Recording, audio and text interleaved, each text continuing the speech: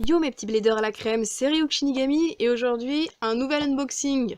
C'est Valkyrie Spread Survive de Takara Tomy.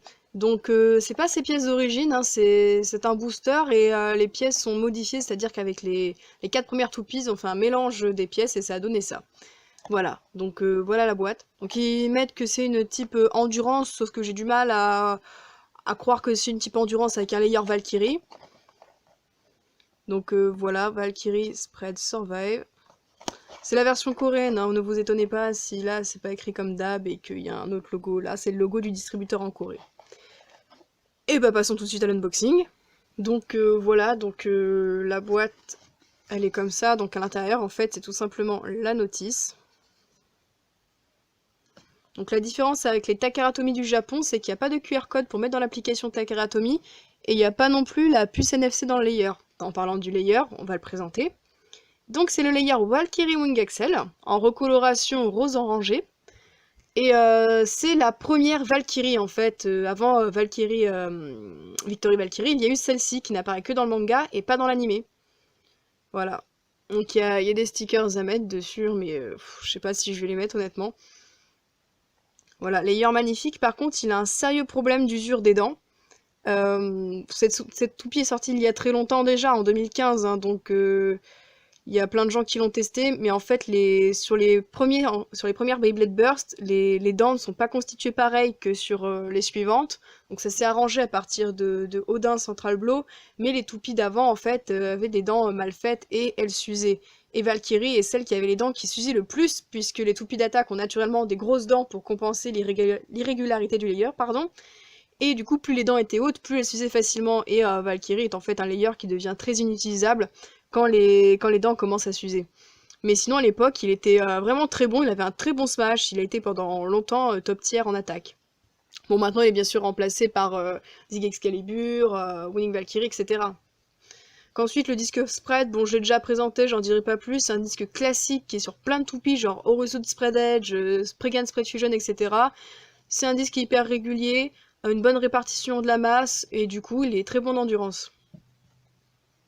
Et ensuite, le Driver Survive, qui est pareil, un gros classique. C'est tout simplement la pointe de base en endurance, donc une pointe pointue.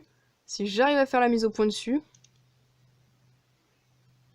mon téléphone galère toujours autant, c'est dingue. Ah, bah là c'est parfait.